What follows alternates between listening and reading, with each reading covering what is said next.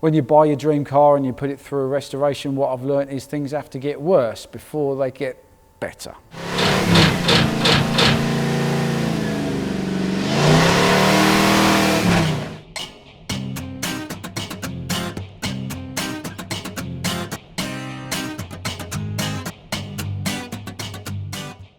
You will know if you've been following the episodes here on Talk American that my dream 1970 Dodge Charger was a project car with major issues.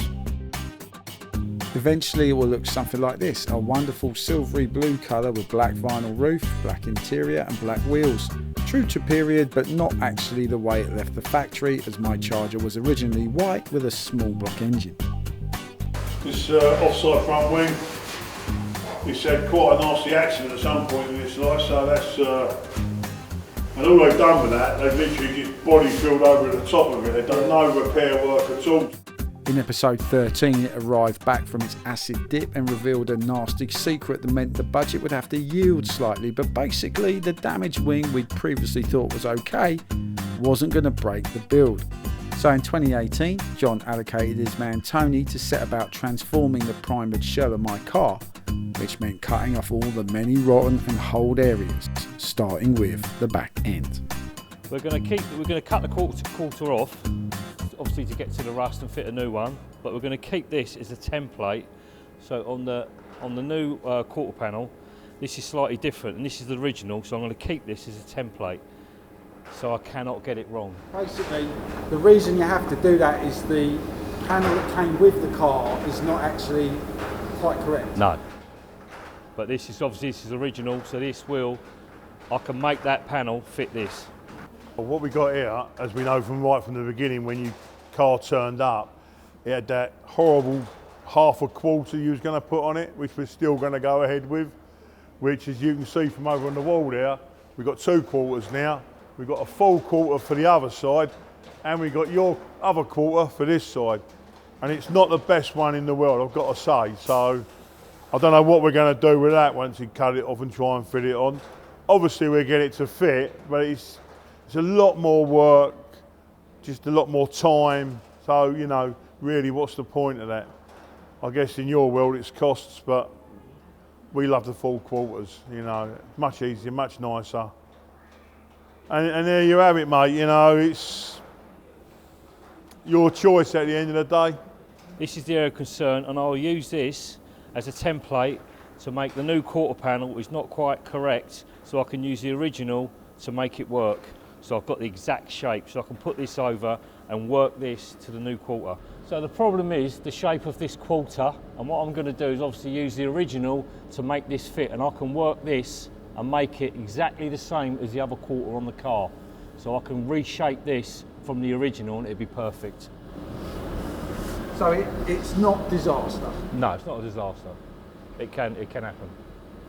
And I'll re-chase this with a chisel, get the line and refile this so it's pointier than this one. If you can see, this one's obviously more pointed. You can see the line, and that one's slightly curved, but we can rework that and file it, so that'd be fine. I'm going to cut the quarter off with a plasma cutter, and then we can have a look what's inside, what the tubs look like, and go from there, really.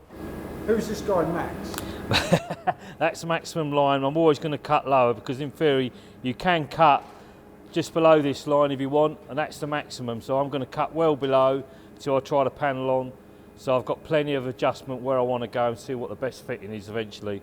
There's a couple of ways you can join it just below there, or I can go up to their maximum. So I'll get it off first and see what we're going to do. Okay. Okay. All right, here we go, man. Hey, be gentle, right? This is my car.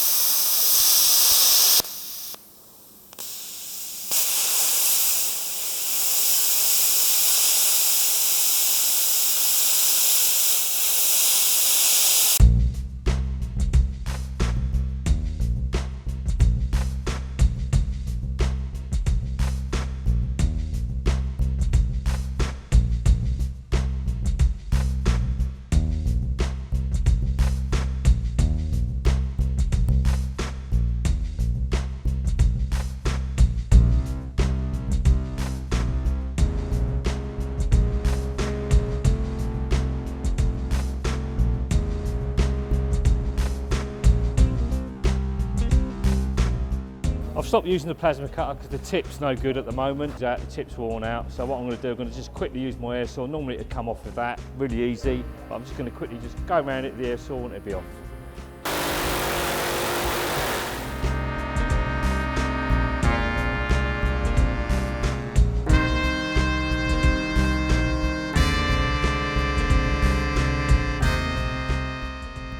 What's interesting with this now, we cut this quarter off, some of the muck that's been left there from donkey's years and where it's been cleaned, you can see it just down in there, you know, it's still lurking around in there. So the good thing is once they cut this quarter off, all that'll be nice. But that's where, you know, all the rust has been lurking around in there. You can see it. You can see. Time now to explain about the quarter panel issue with my car. John explained to me why it was important to use the bigger type quarters on the back end of my car with another charger in his workshop, and he was very convincing.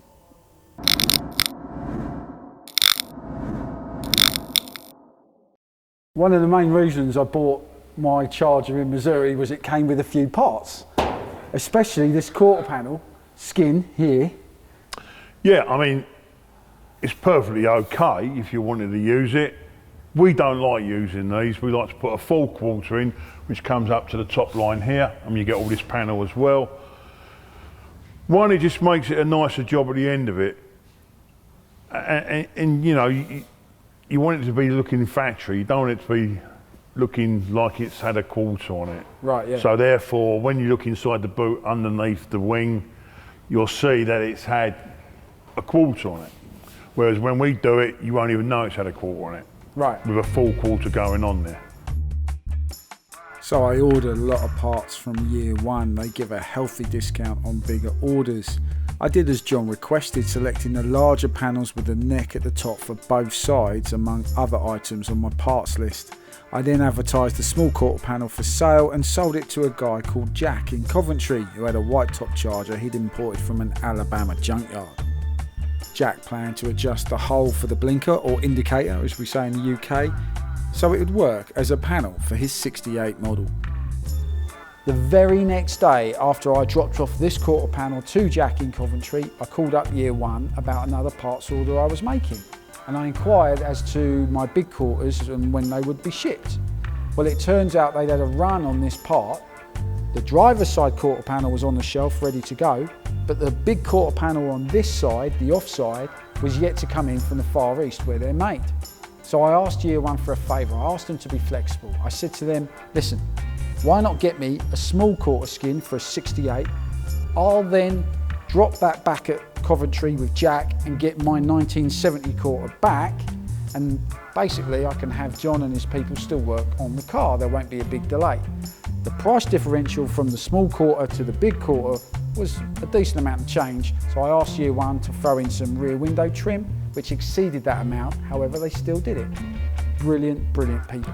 You can't ask for better than that. Talking of year one, this video is sponsored by Year One Muscle Car Parts. For a limited time, you can claim up to 30% discount using the promo code TALK at year1.com.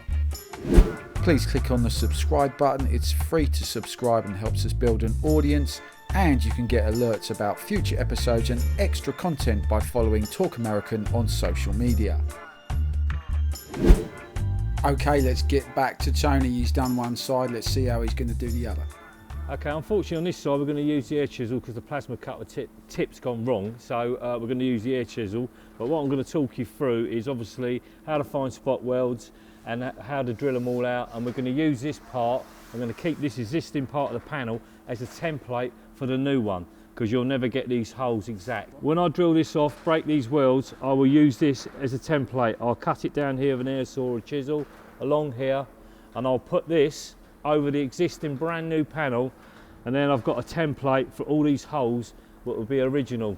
So it can't be wrong for this trim. It'll be spot on. But a quick little thing, when you want to find spot welds, just get a piece of rubbing down paper, run it over there, and straight away you can see there's the 8mm spot welds that you can drill out with your spot weld drill.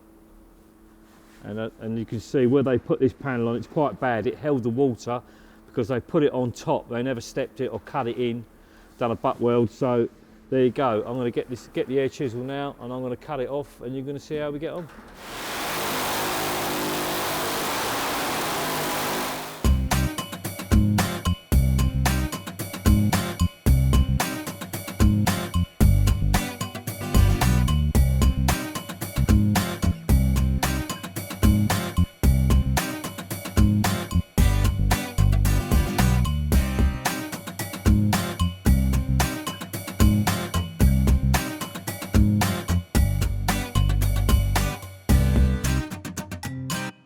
This is bad news. What I've got to do, I've got to remove this rear quarter on the arch, but unfortunately I can't drill it.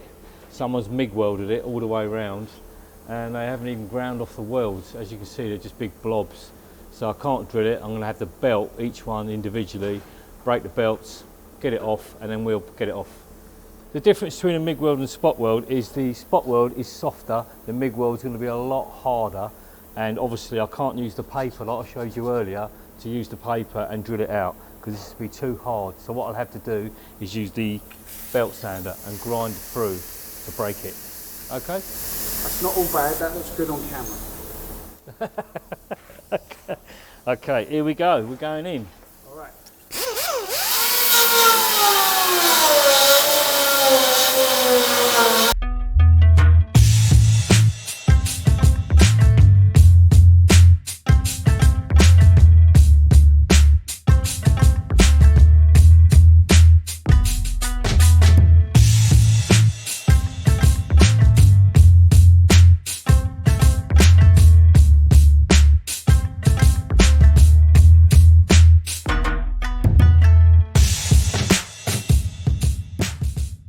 Where they fitted the rear quarter, instead of doing it properly and cutting out the rot and making it or whatever they could at the time, they've just put little feet on here, so it's really badly done, left all the rot.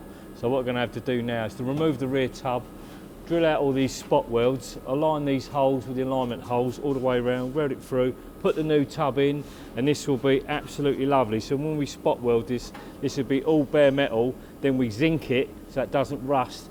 We spot weld all the original panel back to the quarter, so this will have no rot in it at all. It'll be all done and it'll be nice and strong.